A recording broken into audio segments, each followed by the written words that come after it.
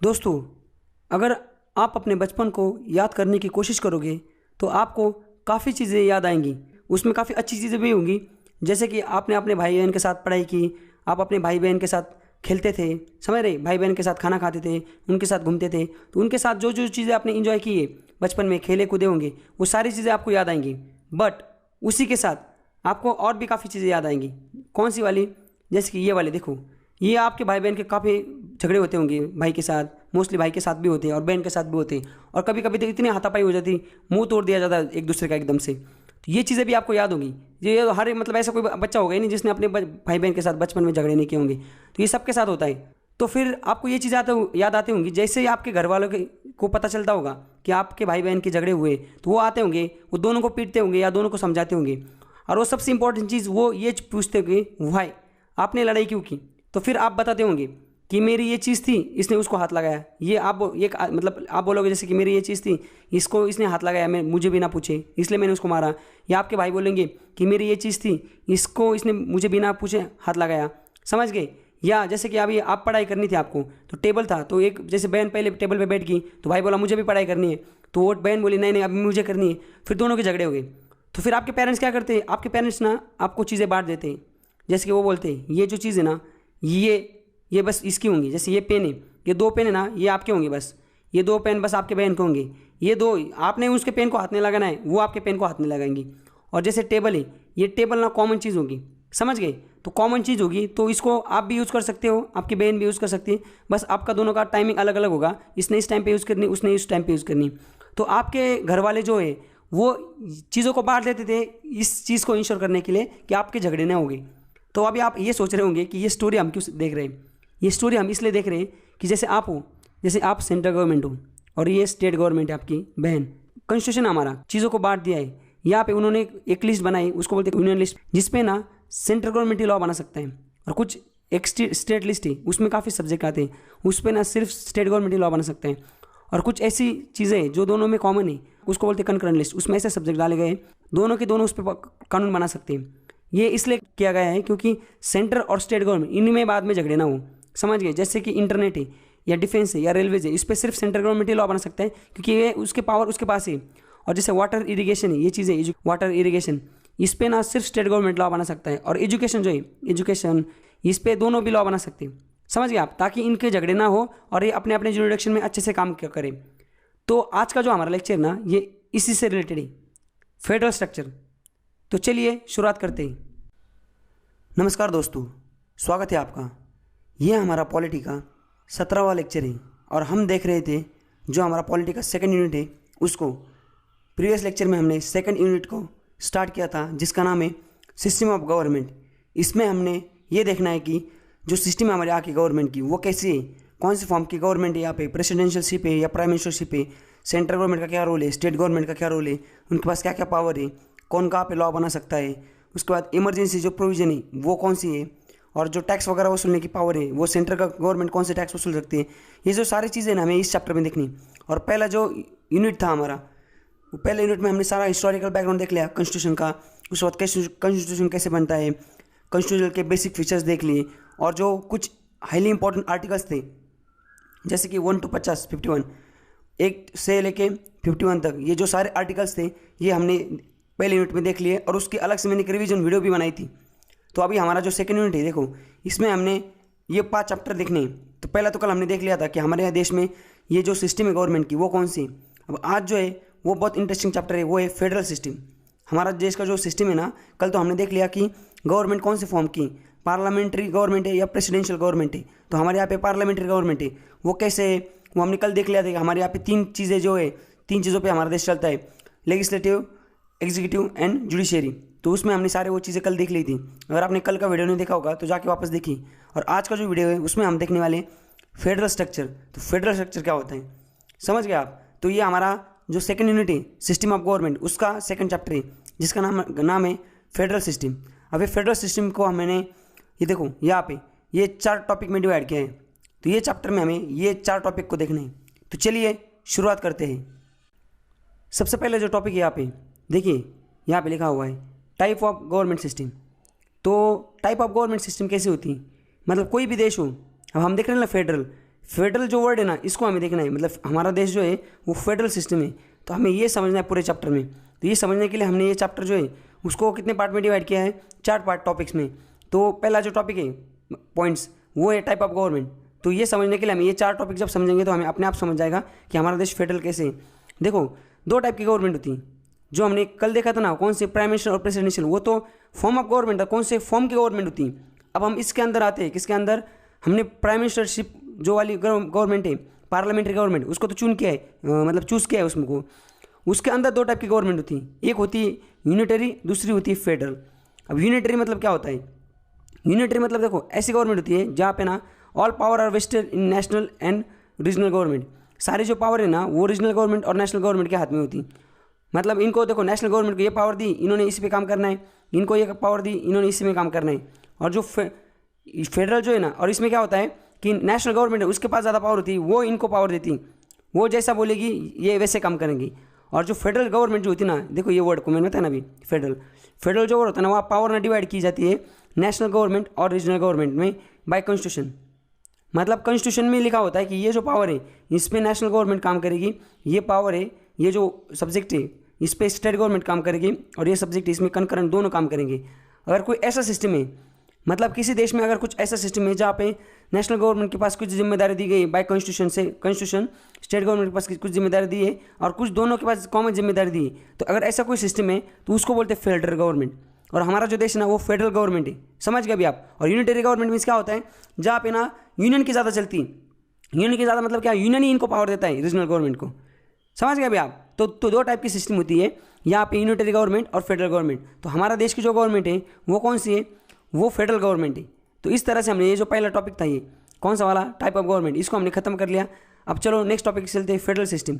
अब देखो हमने तो फेडरल देख लिया, और इसको अच्छे से समझने की कोशिश करते हैं फेडरल सिस्टम को। देखो यहाँ पे लिखा है यूनियन गवर्नमेंट। यूनियन गवर्नमेंट ऐसी गवर्नमेंट होती है जहाँ पे जो एक पावर है वो इज वन, जहाँ पे क्या होता है, power are vested in the national government and the regional government if at all exist derive their authority from national government. मतलब ये जो है ना पावर क्या होती है, वेस्टेड होती है, किसके हाथ में होती है पावर, एक तो नेशनल गवर्नमेंट की होती है और जो रीजनल गवर्नमेंट है उसके हाथ में होती है। बट जब सारा देखा जाए ना तो जो पावर है वो नेशनल गवर्नमेंट से ही ली जाती है, समझ रहे ना। तो ऊपर मतलब अल्टीमेटली क्या है, नेशनल गवर्नमेंट ही सबको चलाता है। बाय कॉन्स्टिट्यूशन जो होता है स्टेट गवर्नमेंट को पावर नहीं दी जाती। मतलब नेशनल गवर्नमेंट का सारी पावर है, वो रीजनल गवर्नमेंट को बोलेगा चलो तुम आज ये काम करो, चलो तुम कल ये काम करो। अगर ऐसा कोई गवर्नमेंट है ना जहाँ पे सारा नेशनल गवर्नमेंट ही सारे देश को चला रही, उसको बोलते हैं यूनिटरी गवर्नमेंट। और फेडरल गवर्नमेंट क्या होता है, पावर ना बाय कॉन्स्टिट्यूशन, देखो यार भी लिखा है बाय द कॉन्स्टिट्यूशन। यहाँ पे ना पावर नेशनल गवर्नमेंट और स्टेट जो रीजनल गवर्नमेंट है इनके पास डिवाइडेड होती है पावर बाय कॉन्स्टिट्यूशन इटसेल्फ। मतलब कॉन्स्टिट्यूशन में लिखा होता है, और both operate in their respective jurisdiction. देखो इंडिपेंडेंटली, आप स्टेट गवर्नमेंट के पास पावर दी कि आपने ना वाटर सब्जेक्ट है, वाटर पे आपने काम करना है। और जो ये काम ये सेंट्रल गवर्नमेंट उसके पास दिया है कि आपने ना इंटरनेट पे काम करना है। मतलब इंटरनेट से रिलेटेड, इंटरनेट पे मतलब एक सब्जेक्ट हो, ऐसे काफ़ी सब्जेक्ट होते हैं। मतलब इंटरनेट से रिलेटेड जितने भी चीज़ें, कुछ लॉ बनाना है, कायदा बनाना है, कानून बनाना है, कुछ भी हो वो सिर्फ सेंट्रल गवर्नमेंट देखेगा। और पानी से रिलेटेड इसमें कुछ भी हो तो वो अलग अलग देश स्टेट गवर्नमेंट जो है अपने अपने स्टेट में जो पानी से रिलेटेड लॉ है वो सेंट्रल गवर्नमेंट देखेंगे, ये सारे वो देखेंगे। मतलब इसका बोलना क्या है कि कॉन्स्टिट्यूशन ने दोनों को पावर दे दी। जैसे कि ये सब्जेक्ट दिया है इंटरनेट का, तो इंटरनेट में स्टेट गवर्नमेंट लॉ नहीं बना सकती, समझ गए। जैसे सिटीजनशिप हमने देखा था, तो सिटीजनशिप जो है उसको अमेंड नहीं कर सकता स्टेट गवर्नमेंट। जैसे फंडामेंटल राइट था, डीपीएसपी था, इसको स्टेट गवर्नमेंट अमेंड नहीं कर सकता ना, उसमें कुछ चेंज कर सकता है, बदलाव ला सकता है। ये काम सिर्फ सेंट्रल गवर्नमेंट ही कर सकता है, ये हमने ऑलरेडी देख चुके हैं हम। और इसमें क्या बोला है, देखो कॉन्स्टिट्यूशन ने उनको पावर दे दी, जैसे इधर पानी दे दिया है स्टेट गवर्नमेंट में और इधर इंटरनेट दे दिया है। तो ये क्या करेंगे, अपने with in their respective jurisdiction, अपने जुरिडिक्शन में इसको काम करेंगे, समझ रहे क्या। मतलब ये इधर छेड़खानी नहीं करेंगे, ये इधर छेड़खानी नहीं करेंगे, अपने अपने लेवल पे ये मसला सॉल्व करेंगे, समझ रहे हैं ना आप। और अभी ये जो फेडरल मॉडल होता है ना, फेडरल, इसमें जो होता है national government is known as federal government. तो नेशनल गवर्नमेंट को फेडरल गवर्नमेंट बोला जाता है, और जो और क्या बोला जाता है, सेंट्रल गवर्नमेंट बोला जाता है, और यूनियन गवर्नमेंट बोला जाता है। तो आपने काफ़ी बार देखा होगा जब भी न्यूज़ चलती तो बोला जाता है, एक तो क्या बोला जाता है, सेंट्रल गवर्नमेंट ने ये किया, सेंट्रल गवर्नमेंट ने वो किया, या यूनियन गवर्नमेंट ने ये किया, यूनियन गवर्नमेंट ने वो किया। क्योंकि हमारा जो देश है ना फेडरल गवर्नमेंट है, इसलिए हमारे यहाँ पे उसको बोला जाता है सेंट्रल गवर्नमेंट या यूनियन गवर्नमेंट बोला जाता है। कौन, सेंट्रल गवर्नमेंट को, मतलब जो है जहाँ पे मोदी सरकार है वो आप वैसे। और जो स्टेट गवर्नमेंट है, मतलब जो रीजनल गवर्नमेंट है, इसको क्या बोला जाता है, इसको स्टेट गवर्नमेंट बोला जाता है हमारे देश में। और कुछ जो देश है जैसे पाकिस्तान है, वहाँ पे उसको प्रोविंशियल गवर्नमेंट बोला जाता है। जैसे हमारे यहाँ पे जैसे महाराष्ट्र स्टेट है, वैसे वहाँ पे जो स्टेट है ना उसको प्रोविंस बोला जाता है, समझ रहे ना। चाइना में वही, चाइना में प्रोविंस बोला जाता है, और हमारे यहाँ पे स्टेट बोला जाता है, यूएसए में भी स्टेट बोला जाता है। तो अलग अलग है, तो समझ ना, अलग अलग नाम है। तो रीजनल गवर्नमेंट जो है ना, ऐसा कुछ नहीं, मतलब हम भी प्रोविंस बोल सकते हैं, बट हमने स्टेट ज़्यादा प्रेफर करते हैं, तो ये यूज़ में आ गया एक बार, तो यही चल पड़ा। वैसे पाकिस्तान में प्रोविंस चल पड़ा तो प्रोविंस ही चल पड़ा। तो पाकिस्तान में ऐसा नहीं बोलते, सिंध स्टेट नहीं बोला जाता, सिंध प्रोविंस बोला जाता है, खैबर पख्तूनख्वा प्रोविंस ऐसे बोला जाता है पाकिस्तान में। वैसे चाइना में भी प्रोविंस बोला जाता है। और यूएस में आपने देखा होगा कि यूएसए में बोला जाता है कि स्टेट जो है हमारा, जो ये स्टेट में ऐसा है, समझ रहे ना, कैलिफोर्निया स्टेट, ये तो ये फलाना स्टेट, ढिमका स्टेट। तो यूएसए में, हमारे देश में रीजनल गवर्नमेंट को स्टेट गवर्नमेंट बोला जाता है, और जो नेशनल गवर्नमेंट है उसको यूनियन गवर्नमेंट या सेंट्रल गवर्नमेंट बोला जाता है। समझ गए आप? तो चलो आगे चलते हैं। देखो ये आप देखो, ये लिखा हुआ है, इसको एक बार, ये जो तस्वीर इसको समझ लेते हैं। जो एक बार फेडरल देखते हैं, हमारा वाला फेडरल गवर्नमेंट क्या होता है, सबसे पहले ऊपर पीपल होती है, लोग चुनते हैं नेशनल गवर्नमेंट को अलग से और इधर स्टेट गवर्नमेंट को अलग से। और यहाँ पे जो पावर है वो डिवाइडेड होती है, divided power authority with people. मतलब लोग जो अलग अलग पावर जो होते हैं, जैसे स्टेट गवर्नमेंट को कॉन्स्टिट्यूशन में और अलग पावर दी, नेशनल गवर्नमेंट को अलग दी, इनके इलेक्शन भी दोनों के अलग हो गए, तो स्टेट दोनों को अलग अलग चुनती है। ऐसा नहीं कि एक बार नेशनल गवर्नमेंट चुन ली और नेशनल गवर्नमेंट स्टेट गवर्नमेंट को चुन ली, ऐसा नहीं होता। समझ गए? तो यहाँ पे हमारे यहाँ पे दोनों अलग है, पावर अलग है, दोनों का इलेक्शन वगैरह अलग होता है। वैसे ही यूनिटरी जो गवर्नमेंट है, जो हमने देखी थी अभी इससे पहले, उसमें क्या होता है, नेशनल गवर्नमेंट चुनी जाती है और फिर वो स्टेट गवर्नमेंट को बनाती, समझ रहे क्या? और ये जो कॉन्सेंट्रेटेड पावर सेंट्रलाइज अथॉरिटी, मतलब यहाँ से ही सारा चलता है। समझ रहे ना? नेशनल जो गवर्नमेंट है ना, वही स्टेट गवर्नमेंट को आदेश देती, वही उसको चलाती। बट हमारे यहाँ पे आदेश दिए जाते हैं, बट इनके पास भी कुछ पावर है, ये खुद भी देश को चला सकती हैं। देखा होगा आपने, मतलब जो हमारे यहाँ पे, जैसे कि अभी उद्धव ठाकरे चीफ मिनिस्टर महाराष्ट्र के, या केजरीवाल है दिल्ली के, वो हर चीज़ मोदी से पूछ के नहीं करते, वो अपने लेवल पे भी डिसीजन ले सकते, क्योंकि कॉन्स्टिट्यूशन में उनका उसमें लिखा हुआ है कि ये स्टेट के पास चीफ मिनिस्टर होगा, वो चीफ मिनिस्टर के पास इतनी पावर होगी। ये आगे चल के हमें देखना है नेक्स्ट चैप्टर्स में। समझ रहे हैं ना आप? तो ये होता है। और ये कन्फेडरेशन, देखो कन्फेडरेशन मतलब क्या होता है, स्टेट गवर्नमेंट मतलब स्टेट आते हैं, वो इकट्ठा होकर एक नेशनल गवर्नमेंट बनाते हैं।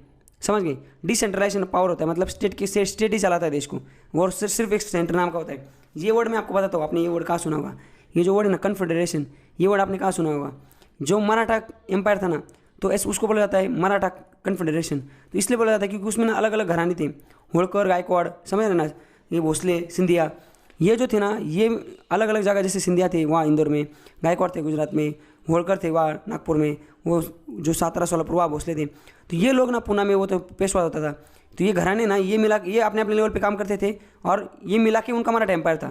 तो मतलब इसलिए बोला जाता है उसको मराठा कन्फेडरेशन। मतलब वो स्टेट के पास जो थे, मतलब जैसे कि अभी सिंधिया है, तो सिंधिया के पास पावर थी, वो वहाँ पे वार भी लड़ सकते थे, मतलब यहाँ पूछते थे वैसे वो, पर वो स्टेट जो है वो ज़्यादा एम्पायर मतलब बढ़ाते थे। और वो जब से स्टेट का एम्पायर बढ़ गया, तो अपने आप इनका मराठा एम्पायर बढ़ गया, तो ऐसा होता था, इसलिए उसको कन्फेडरेशन बोला जाता है। तो समझ गए आप ये इस तस्वीर को? तो चलो आगे चलते हैं, आगे देखते हैं। देखो यहाँ पे और लिखे फेडरल इसके बारे में। अब आपको सबसे पहले एक क्वेश्चन आया होगा कि हमारा जो देश है उसमें ये फेडरल सिस्टम क्यों लिया फिर इन लोगों ने? मतलब जब हमारा जो कब आया था 9 नवंबर जो था 1949, जब हमारी कॉन्स्टिट्यूशन असेंबली का पहली मीटिंग थी, और उसके बाद जो कॉन्स्टिट्यूशन असेंबली चालू हो गई थी, जहाँ पे कॉन्स्टिट्यूशन बन रहा था, तो उसमें ना ये जब बहस चली होंगी कि हमारे देश में कैसे सिस्टम अपनाई जाए, यूनिटरी या फेडरल। तो उन्होंने यूनिटरी क्यों नहीं अप्लाई, फेडरल क्यों की? समझ रहे हैं ना आप? मतलब ऐसा क्यों नहीं किया कि सेंट्रल गवर्नमेंट के पास ज़्यादा पावर हो, और उन्होंने स्टेट गवर्नमेंट को क्यों पावर दी, क्योंकि स्टेट नाम की चीज़ क्यों बनाई? समझ गए? तो हमारे देश में ना, जो हमारे कॉन्स्टिट्यूशन मेकर्स हैं, इन्होंने ना ये फेडरल जो सिस्टम है इसलिए अडॉप्ट की, क्योंकि 2 रीज़न की वजह से। सबसे पहले the large size of the country, और दूसरा सोशो कल्चरल डाइवर्सिटी। मतलब देखो हमारा जो ये ना देश है ना, उसकी साइज़ बहुत बड़ी है। आपको पता होगा हमारा देश जो इतना बड़ा है, इतनी पॉपुलेशन और इतने टेरिटरी की सबसे भी बहुत बड़ा है, और पॉपुलेशन की सबसे बहुत बड़ा है। और दूसरा क्या है, सोशल कल्चरल डाइवर्सिटी। मतलब हर एक देश में, हर एक स्टेट में ना अलग अलग डाइवर्सिटी के लोग, अलग अलग कास्ट रीजन, समझ अलग। जैसे अभी केरला है, अब केरला में गाय का मांस खाया जाता है, वहाँ पे मतलब उनको कोई ऐसी दिक्कत नहीं, वहाँ पे कल्चर ऐसा है। और अगर उत्तर प्रदेश भी इधर आते, गुजरात, यहाँ पे अगर गाय को मारा जाता है, किसी को पता है तो लोग ठोक देते हैं जिसने गाय को मारा है। तो अलग अलग जगह अलग अलग कल्चर है। तो इसलिए ये सोशो कल्चरल जो है ना, इसलिए इन्होंने क्या कर दिया कि जो सेंट्रल गवर्नमेंट है उसके पास ज़्यादा पावर नहीं दी, स्टेट के पास दी। मतलब स्टेट के जो लोग हैं ना, वो स्टेट गवर्नमेंट बनाएंगे, और अपने लेवल पे वो स्टेट गवर्नमेंट का जो है, मतलब वो वहाँ पे गवर्नेंस करेंगे, वो उसको चलाएंगे। अगर ये सेंट्रल गवर्नमेंट के पास दिया जाता है, और सेंट्रल गवर्नमेंट में कुछ ऐसी पॉलिटिकल पावर, मतलब पार्टी कर सत्ता में आती है जिसका किसी स्टेट के कल्चर से कोई लेना देना नहीं, तो वो उसको ध्यान में नहीं रखेंगे, वो धपाधप वो लॉ लागू कर देंगे, फिर वहाँ के लोग उसको अपोज करेंगे, और फिर देश के टुकड़े भी हो सकते हैं। इसलिए सेंट्रल गवर्नमेंट के पास कुछ पावर दी, सेंट्रल गवर्नमेंट नो डाउट सारे देश को चलाता है, बट स्टेट गवर्नमेंट के पास भी पावर है, और स्टेट गवर्नमेंट के पास ज़्यादातर ऐसी चीज़ों के लिए पावर है जो स्टेट के जो लोकल इशू है उसको सॉल्व करने के लिए जो पावर चाहिए वो स्टेट के पास है। ताकि हमारा जो सोशियो कल्चरल डाइवर्सिटी इसको मेंटेन रखा जाए। जैसे अभी महाराष्ट्र में कोई गवर्नमेंट बनती तो अभी यहाँ पे जैसे मराठा कम्युनिटी, अब मराठा कम्युनिटी क्या है, ये बहुत सेंटिमेंटल कम्युनिटी, यहाँ पे शिवाजी, सिर्फ मराठा कम्युनिटी नहीं, सारे के सारे जो कम्युनिटी के लोग यहाँ पे सारे टाइप के लोग, ये शिवाजी महाराज जो है इसको लिए बहुत सेंसिटिव है। शिवाजी महाराज जो है छत्रपति शिवाजी, इनके खिलाफ अगर एक स्टेटमेंट भी गलत किसका जाता है तो ये मार सकते हैं। महाराष्ट्र के लोग इतने मतलब शिवाजी के लिए इतने पागल हैं कि शिवाजी महाराज के खिलाफ एक स्टेटमेंट भी गलत आता है तो लोग टपका सकते हैं किसी को भी, ये तो आप पता है। बट अगर सेंट्रल गवर्नमेंट का साउथ इंडिया का कोई प्राइम मिनिस्टर बनता है या साउथ इंडिया के लोग बनते हैं या कोई भी बनता है, उसको तो ये चीज़ पता नहीं, वो कहीं पे भी जैसे अगर यूनिटरी गवर्नमेंट होती तो वो कुछ ऐसी चीज़ कर देता है कुछ, जैसे कि उनका मतलब जैसे एक एग्जाम्पल है, नॉन टेक्निकल है, एकदम करेक्ट नहीं पर बताता रहा हूँ कि अगर शिवाजी महाराज को रिलेटेड कुछ हर्ट हो जाता तो ये लोग तो भड़क जाते। इसलिए यहाँ पे हमारे यहाँ पे क्या है, स्टेट गवर्नमेंट और सेंट्रल गवर्नमेंट है, तो स्टेट के पास पूरी पावर है, तो स्टेट में कोई भी पार्टी सत्ता में आ जाए, अगर वो महाराष्ट्र के लोग सत्ता में आएंगे ना, कोई भी पार्टी हो बीजेपी कांग्रेस, तो उनको तो ये सेंटिमेंट पता है, उनको उस स्टेट की चीज़ पता है कि भाई साहब ये चीज़ ऐसी है कि इससे दंगे हो सकते हैं, कुछ भी हो सकते हैं। इसलिए ये जो लॉ, जैसे अभी स्टेट का लॉ एंड ऑर्डर, स्टेट की पुलिस स्टेट के पास होती है, मतलब हर एक स्टेट की पुलिस है ना उनके पास ही होती है, सेंट्रल गवर्नमेंट के पास नहीं होती, क्योंकि वहाँ के चीफ मिनिस्टर को पता है कैसे गवर्न करना है, क्या चीज़ है, हमारा स्टेट का सोशो पॉलिटिकल मतलब डाइवर्सिटी क्या है, चीज़ क्या है, समझ गए ना आप। तो ये दो चीज़ें ना, इसके वजह से अभी आप समझ गए होंगे कि हमारा जो सिस्टम इसको फेडरल रखना पड़ा, फेडरल नहीं रखते यूनियन करते तो कांड हो जाता, फिर समझ रहे ना, एक लेवल के बाद हमारा देश चल ही नहीं पाता, वो टुकड़े हो जाते उसके बाद में। तो समझ रहे, इसके लिए देखो दे मतलब कौन, ये जो हमारे कॉन्स्टिट्यूशन मेकर्स है वो realise that the federal system not only ensure the effective governance, ये इफेक्टिव गवर्नेंस नहीं मतलब करते, मतलब स्टेट सही से चल रहा है सिर्फ इसी को इंश्योर नहीं करेंगे of the country, but also reconcile national unity and regional autonomy. मतलब जो रीजन है, एक कोई भी रीजन है उसको एक ऑटोनॉमी चाहिए खुद का काम करने के लिए, वो ऑटोनॉमी और जो नेशन है उसकी एक यूनिटी, मतलब एक सारा देश इकट्ठा है, ये जो यूनिटी इसको भी ये चीज़ इंश्योर करता है फेडरल सिस्टम, और इफेक्टिव गवर्नेंस को भी करता है। एक चीज़ को आप याद कीजिए, जब हमने जो हमारा चैप्टर देखा था 5 नंबर का यूनियन एंड इट्स टेरिटरी, उसमें हमने आर्टिकल 1 से स्टार्ट किया था, तो आर्टिकल जो 1 था उसमें ना काफ़ी चीज़ें लिखी हुई थी, तो वो समझते ये जो सेंटेंस है इसको समझने के लिए देखो आर्टिकल 1 में क्या बोला था।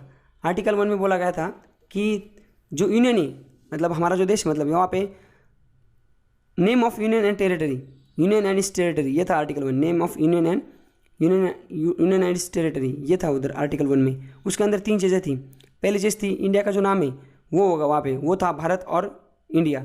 इंडिया का जो नाम, 2 नाम है उसको, एक तो भारत है और एक तो इंडिया है। दूसरी चीज़ थी कि इंडिया में जो भी चीज़ आएगी वो फर्स्ट शेड्यूल में लिखी जाएगी इंडिया के अंदर। और तीसरी चीज़ थी कि टेरिटरी ऑफ इंडिया, इंडिया के अंदर जितनी टेरिटरी उसमें क्या क्या आता है, तो उसमें वो पहला था यूनियन टेरिटरीज थी सारी इंडिया की, दूसरा था स्टेट्स थे, और तीसरी चीज़ थी में एक्वायर, मतलब ऐसी चीज़ जो कि अभी फिलहाल इंडिया में प्रेजेंट नहीं, पर बाद में अगर हम किसी चीज़ को, किसी देश को अगर उसका पार्ट लूट लेते हैं और हमारे इंडिया में मिला देते हैं, वो भी आर्टिकल 1 में लिखा जाएगा। बट वहाँ पे हमने एक चीज़ देखी थी, ये था फेडरेशन, वहाँ पे ये लिखा नहीं था कि फेडरेशन जो वर्ड है वो वहाँ पे लिखा नहीं था, समझ रहे ना। आर्टिकल 1 जो है मतलब वहाँ पे इंडिया के बारे में सारी चीज़ें, पर वहाँ पे देखो federation word no were use in constitution. Instead article 1 क्या बोलता है, describe India as a union of state.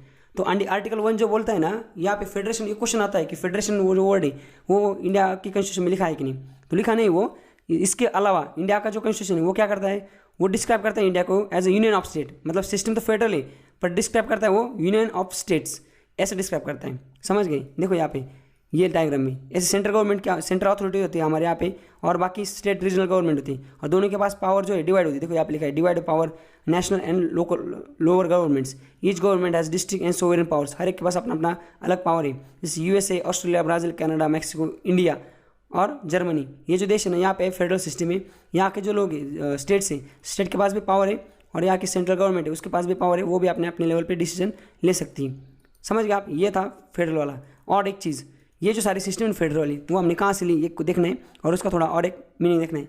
अब देखो ये बहुत इंपॉर्टेंट चीज़ है, आप इसको कंसेप्शन के लिए समझो, इसको बाद इस पर क्वेश्चन भी आता है, ये स्टेटमेंट पे बहुत बार क्वेश्चन आ चुका है, पर ये स्टेटमेंट आपको तभी समझ आएगा जब आपको इसके पीछे झोल क्या है वो समझ आएगा। देखो अब जो अम्बेडकर साहब थे ना, according to Ambedkar the phrase union of states, अभी हमने बोला ना कि हमारे देश में फेडरेशन वर्ड नहीं यूज़ किया कॉन्स्टिट्यूशन में, पर उसके अलावा क्या यूज़ किया है, यूनियन ऑफ स्टेट्स।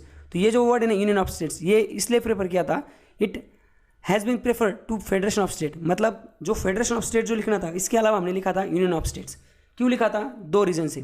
एक तो क्या है, Indian federation is not the result of agreement among the states like American federation. देखो हमारा जो है ना, हमारे स्टेट इकट्ठा होकर देश नहीं बनाए, जैसे अमेरिका है ना, वहाँ पे जो स्टेट है वो स्टेट अलग अलग, जैसे अंग्रेज वहाँ पे भी थे, वहाँ पे उनको कॉलोनी बना के रखा था, अलग अलग स्टेट थी। इनको लगा कि अंग्रेज जो है हम पे रूल करेंगे, जैसे ये इंडिपेंडेंट हो गए, पर इनको लगा बाहर की कल कोई पावर आ सकती है, वापस हमें गुलाम बना सकते हैं, इससे अच्छा हम एक काम करते हैं, हम अलग इकट्ठा हो जाते हैं, अलग अलग जो है, और एक देश को बनाते हैं, ताकि हमारा सेंटर स्ट्रांग रहेगा और हम पे कोई आक्रमण नहीं करेगा। तो इसलिए ये स्टेट अलग अलग थे, अलग अलग विचारधारा के, वो इकट्ठा आ गए और इन्होंने एक स्टेट बनाया। अब मुझे बताओ, सेंटर बनाया इन्होंने, मतलब एक सेंट्रल गवर्नमेंट बनाई और उसके अंदर ये स्टेट गवर्नमेंट रहेगी। अब मुझे बताओ, जब ये स्टेट इकट्ठा आएंगे और बनाएंगे तो ये पावर सेंटर को ज़्यादा देंगे या खुद के पास ज़्यादा रखेंगे? ऑफकोर्स खुद के पास। तो ये जो स्टेट है ना, इनके पास खुद पावर है, और जो सेंट्रल गवर्नमेंट इनकी, ये स्टेट को बिना पूछे इसकी बाउंड्री अल्टर नहीं कर सकता, चेंज नहीं कर सकता, कुछ भी नहीं कर सकता। मतलब वो स्टेट जैसे बने थे ना तब से अभी तक वैसे के वैसे, उसमें कुछ भी चेंज नहीं आया है। और हमारा इंडिया का देखो, मध्य प्रदेश टूट के मध्य प्रदेश छत्तीसगढ़ हो गया, बिहार के 2 टुकड़े हो गए, कौन सा, एक तो बिहार हो गया, दूसरा झारखंड हो गया, ये उत्तरांचल बन गया उत्तर प्रदेश से। अभी जम्मू कश्मीर है, जम्मू कश्मीर के 2 टुकड़े हो गए, उधर 2 उसको यूनिटी में बना दिया। तो ये जो चीज़ है ना, ये अमेरिका में पॉसिबल नहीं। और हमारा देश का जो आर्टिकल 3 बोलता है, आर्टिकल 3 क्या बोलता है? आर्टिकल 3 बोलता है कि अगर आपको किसी भी स्टेट को अल्टर करना है, कुछ भी करना है, तो आर्टिकल 3 से पावर है। और उसके लिए जो बिल है वो अमेंडमेंट बिल आर्टिकल 368 के अंदर नहीं करना है, वो simple ordinary bill simple majority से भी हो सकता है। और जब बिल आएगा तो सिर्फ उसके लिए प्रायर परमिशन चाहिए, किसकी? प्रेसिडेंट की परमिशन लेंगे, वो बिल पार्लियामेंट में दोनों सदन में पास किया जाएगा सिंपल मेजोरिटी से, और उसके बाद वो प्रेसिडेंट उस पर साइन मारेगा।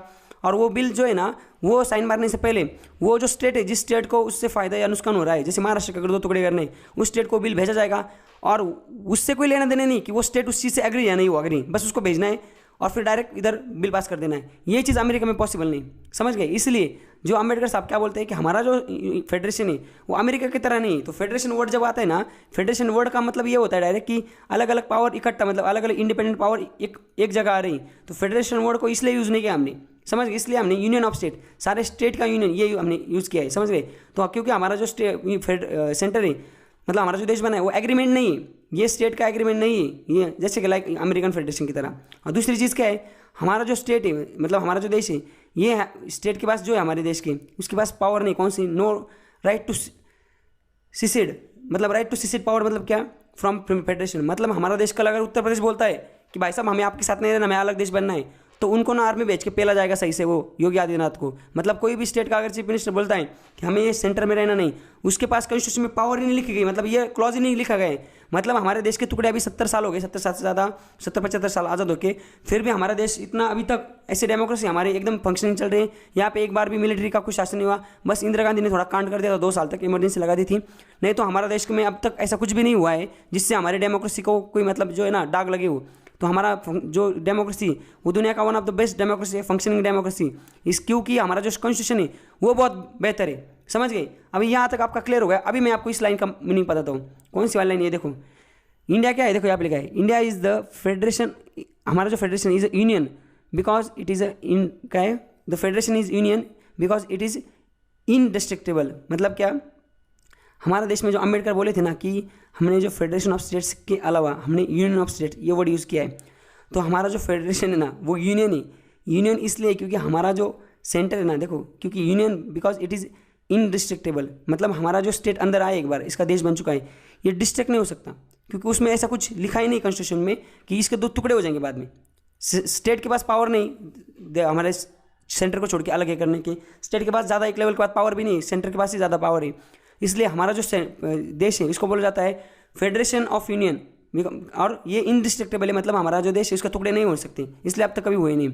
और ये सबसे इंपॉर्टेंट चीज़ कि हमने ये कहाँ से उठाया है, फेडरेशन वाला जो कंसेप्ट ना, ये हमने अमेरिकन मॉडल से नहीं उठाया है, ये हमने कनाडा के मॉडल से उठाया है। मतलब हमारा देश का जो फेडरल सिस्टम है ये कनाडन सिस्टम से हमने उठाया है। क्योंकि देखो यहाँ पे भी कनाडा जो सिस्टम है, क्योंकि अमेरिका में जो फेडरल सिस्टम है वहाँ पे भी फेडरेशन है ना, हमने देखा ना अभी एग्जाम्पल में, अमेरिका में भी फेडरेशन स्टेट के पास पावर है और कनाडा में भी।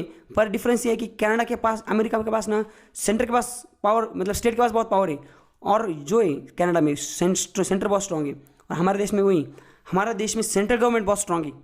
समझ गए आप? सेंट्रल गवर्नमेंट आराम से किसी स्टेट को दबा सकती है।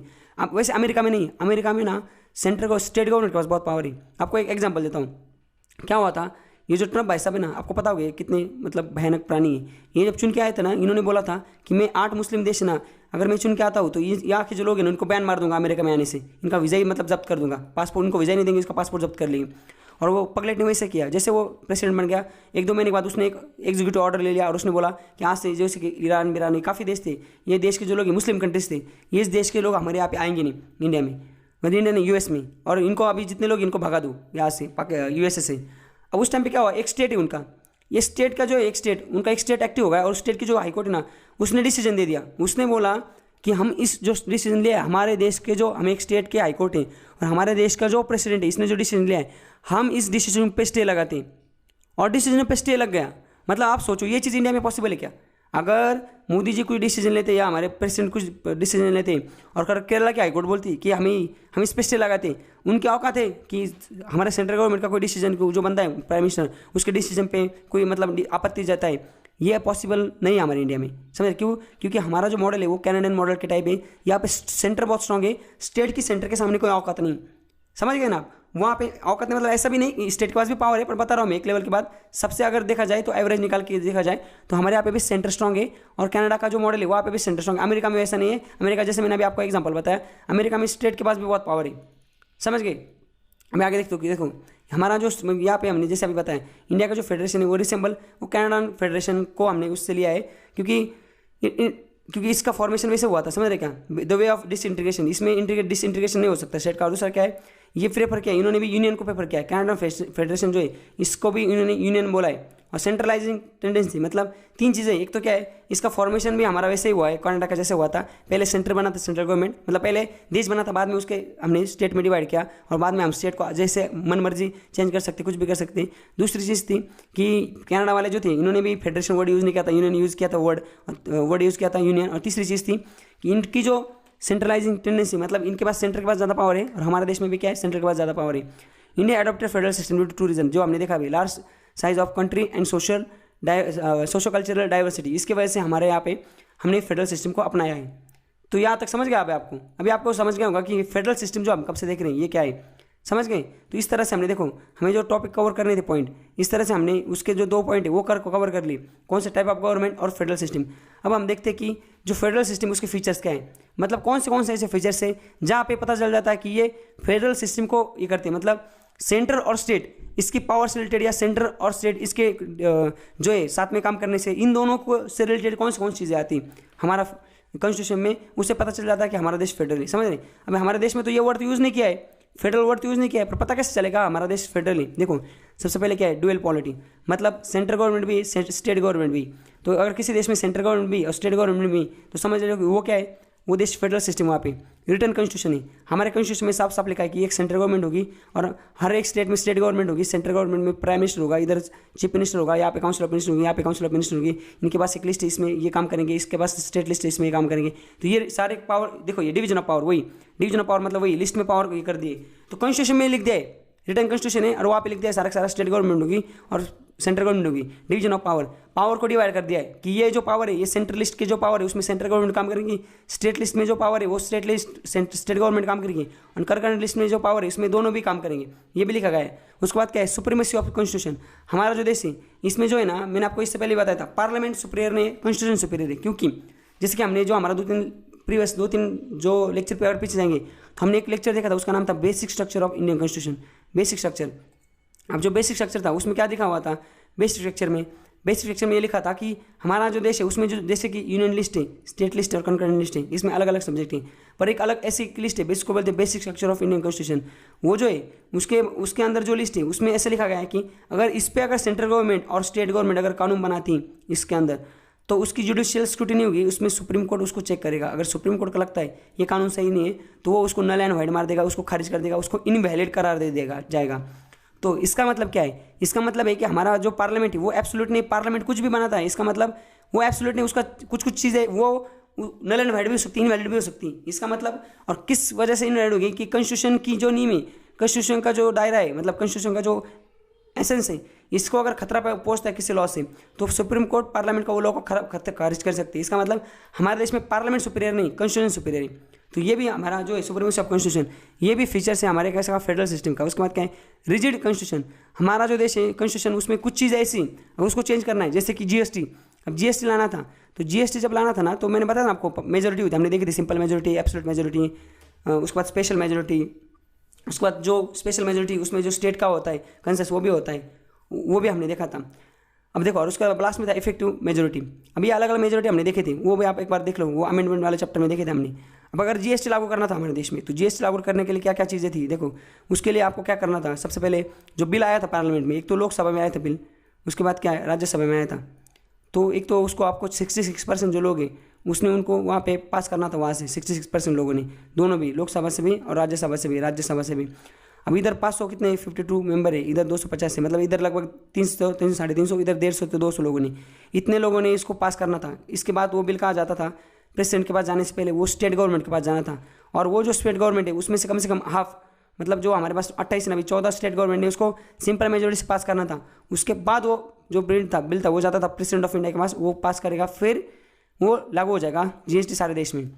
अब ये एग्जांपल इसलिए मैंने आपको बताया कि हमारे देश में, हमारा देश जो है वो ऐसा है कि इस देश में अगर आपको स्टेट और सेंटर पे जो एक आधी कोई चीज़ है जो दोनों जगह लागू करनी, उसके लिए आपको स्टेट का भी कंसेंस लेना पड़ता है। मतलब जो चीज़ें स्टेट से ज़्यादा रिलेटेड नहीं, उसमें तो सिर्फ बिल राज्यसभा में पास होगा, लोकसभा में पास होगा और वो बिल एक्ट बन जाएगा।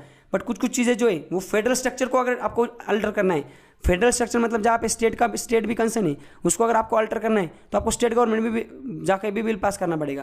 तो ये इसका मतलब क्या, हमारा जो कॉन्स्टिट्यूशन वो बहुत रिजिड है, कॉन्स्टिट्यूशन को आप इतने आराम से चेंज नहीं कर सकते। तो ये भी फीचर है हमारा फेडरल स्ट्रक्चर का। उसके बाद क्या है, इंडिपेंडेंट जुडिशरी, जिसमें मैंने बताया जुडिशरी बीच में कूद पड़ती है और अलग जगह फेडरेशन जो है उसको बचाती है। और बाइकैमरिज्म मतलब क्या, वही चीज़ जो स्टेट है कुछ में, उसमें विधानसभा भी और विधान परिषद भी, समझ रहे, असेंबली भी है और उसके बाद ये विधान परिषद भी, और जैसे इधर भी लोकसभा भी और राज्यसभा भी, ये भी फेडरल स्ट्रक्चर को बताता है। जैसे हमारे स्टेट में क्या, लोकसभा भी, देश में लोकसभा भी और राज्यसभा भी, लोकसभा में डायरेक्ट लोग चुन के जाते हैं और राज्यसभा में नॉमिनेट होते हैं हर एक स्टेट से। तो नॉमिनेट होते मतलब लोकसभा तो देश का रिप्रेजेंटेशन करता है, पर राज्यसभा जो है ना वो स्टेट को रिप्रेजेंट करता है। इसलिए ये बाइकैमरिज्म ये भी फेडरल फीचर को दिखाता है। समझ गया आप? तो ये फीचर्स थे, ये हर एक को मैंने आपको अच्छे से एक्सप्लेन किया है, सारे जो फीचर्स है इसको। तो इस तरह से हमने ये जो तीसरा पॉइंट था इसको भी देख लिया, कौन सा, federal feature of Indian constitution. चौथा जो पॉइंट है वो है डिवीजन ऑफ पावर। अब डिवीजन ऑफ पावर मीन्स क्या, देखो हमारे देश में जो हम बोल रहे थे यूनियन लिस्ट, स्टेट लिस्ट, हमारे देश में जो कानून है वो बनाने की जो पावर है वो 3 लिस्ट में डिवाइड की है। पहली यूनियन लिस्ट, दूसरी स्टेट लिस्ट, तीसरी कंकरेंट लिस्ट। इसका मतलब क्या, इसको एक मिनट रुको, मैं इसको ना एकदम डिटेल में आपको एकदम चार्ट के तरीके से समझाता हूँ। देखो यहाँ पे, अब यहाँ पे लिखा हुआ है कि क्या होगा, ये यहाँ पे यूनियन लिस्ट होगी एक, डिवीजन ऑफ पावर। कॉन्स्टिट्यूशन है ना, इसने पावर को डिवाइड किया है। अगर कल कानून बनाना है, हमारे देश में लॉज बनाने हैं देश को चलाने के लिए, तो वो लॉ कौन बनाएगा, कौन सा लिस्ट पे, मतलब कौन सी चीज़ का लॉ कौन बनाएगा, उसकी पावर क्या है। अब हमने तो देख लिया फेडरल स्ट्रक्चर है। अगर फेडरल स्ट्रक्चर, इसका मतलब क्या है, कॉन्स्टिट्यूशन ने क्या कर दिया है, लॉ को डिवाइड कर दिया बनाने की पावर को, सेंटर और स्टेट में। तो फिर कौन सा लॉ कौन बनाएगा, इसको देखते हैं। पहली लिस्ट होगी यूनियन लिस्ट, दूसरी स्टेट लिस्ट, तीसरी कंकरेंट लिस्ट। अब जब संविधान बना था ना, तब इस लिस्ट में ना 97 पॉइंट्स थे, मतलब सब्जेक्ट्स थे। ये सब्जेक्ट्स होते हैं, जैसे ये सब्जेक्ट है, इसके ऊपर जो लॉ वो सेंट्रल यूनियन लिस्ट पे, अभी फिलहाल उसमें कितने 100 सब्जेक्ट हैं। स्टेट लिस्ट में कितने थे, 66 सब्जेक्ट थे, अभी वो 61 है। और कंकरेंट लिस्ट में 47 सब्जेक्ट थे, उसमें अभी 52 सब्जेक्ट्स थे। अब इस सब्जेक्ट क्या है और उस पर लॉ कौन बनाता है, कैसे बनाता है, इसको समझने की कोशिश करते हैं। देखो यहाँ लिखा हुआ है सही से कि यूनियन लिस्ट जो है इसके पास क्या है, जो सारे सब्जेक्ट हैं वो नेशनल इंपॉर्टेंस के, मतलब नेशनल इंपॉर्टेंस के सारे जो सब्जेक्ट हैं वो यूनियन लिस्ट के पास होते हैं। और उस पर जो लॉ कानून बनाने की पावर है वो किसके पास होती है, वो यूनियन के पास होती है, मतलब स्टेट गवर्नमेंट, सेंट्रल गवर्नमेंट के पास। तो ये जो यूनियन लिस्ट में जो सब्जेक्ट है, इसमें कोई भी लॉ बनना है तो ये कहाँ बनेगा, बस पार्लियामेंट में बनेगा। स्टेट गवर्नमेंट इसमें कुछ नहीं कर सकता। जैसे कि डिफेंस है, बैंकिंग है, समझ, करेंसी है, फॉरेन अफेयर्स है, कम्युनिकेशन है, ये जो चीज़, जैसे अभी मैं आपको एक एग्जांपल देता हूँ, सिटीजनशिप। मुझे बताओ सिटीजनशिप जो है, कल उद्धव ठाकरे कर सकता है सिटीजनशिप के क्लॉज चेंज, नहीं कर सकता। अगर फंडामेंटल राइट्स उसको कर सकता है, नहीं कर सकता। कोई एक स्टेट है वो जीएसटी का बिल पास कर सकता है और पूरे देश में लागू होगा, नहीं। तो जो चीज़ नेशनल इंपॉर्टेंस की चीज़ है ना, जिसमें पूरे नेशनल का मतलब पूरे राष्ट्र का हित है, नेशनल लेवल पे, राष्ट्र का हित के राष्ट्रीय लेवल पे, तो वो जो लॉ बनेंगे वो एक लिस्ट बनाई गई है, जो है कि कौन सी लिस्ट, यूनियन लिस्ट। और उसमें कितने सब्जेक्ट थे, पहले जब बना था कॉन्स्टिट्यूशन उस टाइम पे 97 थे, अब 100 सब्जेक्ट है।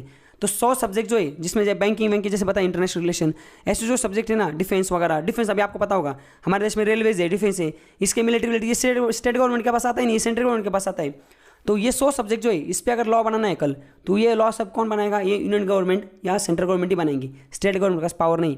दूसरी लिस्ट है स्टेट लिस्ट। अब स्टेट लिस्ट, अब इसमें देखो क्या है, यह लिखा हुआ है क्या, कि ये सब्जेक्ट जो है, यहाँ subject local and state important, जो लोकल इंपॉर्टेंट के सब्जेक्ट है और स्टेट इंपॉर्टेंट के स्टेट के इंपॉर्टेंस के सब्जेक्ट है, ये स्टेट लिस्ट में डाले गए। इस पर अगर कल लॉ बनाना है तो ये लॉ सिर्फ कौन बना सकता है, ये स्टेट गवर्नमेंट बना सकता है, ये सेंट्रल गवर्नमेंट इसमें उंगली नहीं करेगा। और ये अगर कुछ सर्कमस्टेंसेस में स्टेट गवर्नमेंट इसमें इंटरफेयर कर सकता है, कैसे, कल अगर जैसे स्टेट यहाँ पे प्रेसिडेंशियल लगा है, स्टेट में गवर्नमेंट नहीं है, तो सेंट्रल गवर्नमेंट के पास वो चीज़ है, तो या नेशनल इमरजेंसी लगी हुई है, तब कर सकता है। पर नॉर्मल सिचुएशन में यहाँ पे जो लॉ बनेंगे वो सेंट्रल गवर्नमेंट ही बनेगा, स्टेट गवर्नमेंट ही बनेगा, सेंट्रल गवर्नमेंट नहीं बनेगा। State government alone can make law, सिर्फ अकेला ही यहाँ पे खिलाड़ी वो अकेला बन सकता है। जैसे कभी public trade, communication, agriculture, irrigation, मैंने जैसे बताया था पानी, इरिगेशन, एग्रीकल्चर, ट्रेड, पुलिस, ये सारी जो चीज़ें ना, इस पर सिर्फ सेंट्रल गवर्नमेंट नहीं, स्टेट गवर्नमेंट ही लॉ बना सकता है। समझ गए? सेंट्रल गवर्नमेंट के पास पावर नहीं, बस इमरजेंसी सिचुएशन में या कल जैसे कोई स्टेट है वहाँ पे गवर्नमेंट कोलैप्स हो जाती है, प्रेसिडेंशियल लॉ लगता है, स्टेट को चलाना है, तब फिर प्रेसिडेंट बना सकते, बोल सकता है पार्लियामेंट को कि आप लॉ बनाओ। नहीं तो नॉर्मल सिचुएशन में यहाँ पे लॉ कौन बनाएगा? यहाँ पे जो लॉ बनाएगा वो स्टेट गवर्नमेंट ही बनाएगा। और इसमें कितने सब्जेक्ट है? देखो यहाँ पे 61 सब्जेक्ट थी, पहले 66 थे, पर कुछ को वो जो ऊपर वाले 5 ना, इसको हटाया, इसको निकाल दिया है। देखो यहाँ पे कितने थे? 47 थे ना, इसमें वो डाल दिए कुछ इधर डाल दिए। तो स्टेट का पावर बाद में इमरजेंसी जब लगी थी तो इंदिरा गांधी ने स्टेट का पावर कम कर दिया था और यूनियन गवर्नमेंट का पास पावर ले लिया था। जैसे अभी एजुकेशन है, एजुकेशन पहला ना स्टेट सब्जेक्ट था, अब वो कंकरेंट में आ गए, समझ रहे, इस लिस्ट में आ गए। तो स्टेट के समझ गए, अभी स्टेट लिस्ट में पावर। उसके बाद आगे चलते हैं कंकरेंट लिस्ट। अब कंकरेंट लिस्ट का क्या जोल है? अब कंकरेंट लिस्ट में क्या है? इसमें कौन सा सब्जेक्ट है? Has common subjects, has common interest in both and central and state. ऐसे सब्जेक्ट जिसमें कॉमन इंटरेस्ट है, स्टेट का भी इंटरेस्ट है और स्टेट इसका भी इंटरेस्ट है, सेंटर का भी। तो ये जो लिस्ट, ये सब्जेक्ट है, ये कंकरेंट लिस्ट में डाले गए। समझ गए आप? तो पहले जो कॉन्स्टिट्यूशन हमारा बना था, जब संविधान बना था हमारा, उस टाइम पे ये जो सब्जेक्ट्स थे वो कितने थे? 47। अभी ये कितने? 52। और इनका ये जो सब्जेक्ट्स है यहाँ दिखा लिया हुआ है, इस पर लॉ कौन बना सकता है? बोथ, दोनों, सेंट्रल गवर्नमेंट भी लॉ बना सकता है और स्टेट गवर्नमेंट भी लॉ बना सकते हैं। देखो जैसे कि education, forest, trade, union, marriage, adoption, ये जो सारी चीज़ें हैं ना, ये सारे जो है ना, ये इस पर कौन? ट्रेड यूनियन, ये सारे जो चीज़ें हैं ना, इस पर कौन बना सकता है लॉ? इसमें दोनों लॉ बना सकते हैं। अब ये क्या है? हमने ये अभी सारा देखा, ये हमारा जो फेडरेशन है देश का, मतलब ये फेडरेशन को ये करता है, रिप्रेजेंट करता है ये चीज़, कौन सा? Division of power. तो हमारे देश में जो पावर है ना, ये कॉन्स्टिट्यूशन ने पावर बांट दी है सेंट्रल, स्टेट और कंकरेंट लिस्ट में। ये तीनों अलग अलग हिसाब से अपने ड्यूरेक्शन में काम कर सकता है और इसी को बोला जाता है फेडरल स्ट्रक्चर। फेडरल स्ट्रक्चर मतलब ऐसा स्ट्रक्चर, ऐसे देश में ऐसी सिस्टम जहाँ पे सेंट्रल गवर्नमेंट के पास जो लोकल गवर्नमेंट है, रीजनल गवर्नमेंट या प्रोविजनल गवर्नमेंट या स्टेट गवर्नमेंट है, उसके पास अपने कुछ रूल्स रेगुलेशन है, अपने पास कुछ उनके पास पावर्स है जो खुद उस पर लॉ बना सकते हैं उस स्टेट को चलाने के लिए, और सेंट्रल गवर्नमेंट के पास अलग पावर्स है। बट कुछ ऐसे कॉमन चीज़ें जहाँ पे दोनों को पावर दी गई है और दोनों उस पर लॉ बना सकते हैं, इसी को बोला जाता है फेडरल स्ट्रक्चर। अब इसमें कुछ झोले देखो यहाँ पे, both central and state government can make law on subject on concurrent list. दोनों कंकरेंट लिस्ट पे लॉ बना सकती है। बट अगर कुछ कन्फ्लिक्ट हो जाता है, जैसे कि एजुकेशन पे अगर सेंट्रल गवर्नमेंट लॉ बनाती है, स्टेट गवर्नमेंट भी बनाती है, दोनों में कुछ अगर मतभेद हो जाते हैं, डिफरेंस आ जाता है, तो सेंट्रल गवर्नमेंट का लॉ आगे चलेगा, मतलब स्टेट गवर्नमेंट का लॉ उसको खारिज किया जाएगा, सेंट्रल गवर्नमेंट का लॉ प्रिवेल किया जाएगा, मतलब उसको ज़्यादा प्रिविलेज दिया जाएगा। और रेसिडुअल सब्जेक्ट, ये जैसे कि ये सब्जेक्ट है ना, कल जैसे कि ऐसा कोई सब्जेक्ट, जैसे अभी पहले शुरू में इंटरनेट से सब्जेक्ट नहीं था, समझ रहे ना, इंटरनेट तो नहीं था जब हमें संविधान हम आज़ाद हुए, तब इंटरनेट था ही नहीं। तो अभी इंटरनेट जो सब्जेक्ट है इस पर लॉ बनाना है। जैसे अभी हमारा इंटरनेट पे जो ये आपको पता होगा, ये लॉज बने होते हैं इंटरनेट से रिलेटेड कि अगर आप कुछ गलत करते हो, कुछ कांड करते हो तो आपको जेल में डाला जाएगा। ये जो साइबर क्राइम है, साइबर क्राइम के जो लॉज बने होते हैं, अब मुझे बताओ साइबर क्राइम जब इंटरनेट था ही नहीं, पर इस पर कौन लॉ बनेगा? जैसे नया सब्जेक्ट है, ये तो कॉन्स्टिट्यूशन में लिखा ही नहीं है, तो फिर ये जो है इसको बोलते हैं रेसिडुअल सब्जेक्ट, मतलब ऐसे subject that is not mention in the 3 list by government, मतलब बाय कॉन्स्टिट्यूशन। तो ये जो सब्जेक्ट है ना, ये बाय डिफॉल्ट सेंटर के पास आ जाते हैं, समझ रहे? इस चीज़ को याद रखो। तो इस तरह से हमने देखो ये जो 4 टॉपिक्स थे, ये 4 टॉपिक से मतलब 4 टॉपिक को अंडरस्टैंड करके हमने ये समझने की कोशिश की कि फेडरल स्ट्रक्चर क्या होता है। और उसी तरह से हमारा जो दूसरा यूनिट था सिस्टम ऑफ गवर्नमेंट, उसका जो दूसरा चैप्टर था फेडरल सिस्टम, इसको हमने आज के लेक्चर में ख़त्म कर दिया। तो आज के लेक्चर में बस इतना ही। Thank you so much, enjoy. आपके लिए मेरे पास एक नोटिस है, आप एक काम करो, मैं आपको ना डिस्क्रिप्शन बॉक्स में टेलीग्राम की एक लिंक देता हूँ ग्रुप की, आप ना टेलीग्राम का जो ग्रुप है ना उसमें ऐड हो जाओ, ताकि ना मैं वो व्हाट्सएप पे तो आपको भेजता हूँ लिंक, बट आप ना टेलीग्राम ग्रुप पे ऐड हो जाओ, क्योंकि टेलीग्राम पे ना नोट्स वगैरह भेजने के लिए बहुत आसानी होती है और मैं टेलीग्राम को ज़्यादा यूज़ करता हूँ। तो आप टेलीग्राम जो ग्रुप है ना, मैं उसको लिंक भेजता हूँ नीचे, आप उसमें ज्वाइन हो जाइए। और अगर आप में से काफ़ी लोगों ने अगर चैनल को आप डेली वीडियो देखते हो, फिर वो आ जाके नीचे देखो सब्सक्राइब बटन है, उसको आपने सब्सक्राइब बटन जो है उधर क्लिक किया कि एक बार देखो, आप डेली लिंक आती है वीडियो देख रहे हो, पर वो सब्सक्राइब बटन पर अगर क्लिक नहीं किया होगा तो उसको क्लिक कीजिए और वहाँ पे साइड में जो घंटी होती है उसको भी दबाइए, ताकि जैसे मैं वीडियो अपलोड करूँगा आपको जाके वो लिंक देखने की जरूरत नहीं, मतलब जैसे व्हाट्सअप पे लिंक आती है वो देखने की जरूरत नहीं, अपने आप डायरेक्ट आपको नोटिफिकेशन आ जाएगा मोबाइल में कि ये वीडियो अपलोड हो चुकी है इस चैनल पर। समझ गए? तो आज के लिए बस इतना ही। Thank you so much, enjoy. ऐसे और वीडियो के लिए चैनल को सब्सक्राइब कीजिए और साइड में दी हुई बेल को प्रेस कीजिए।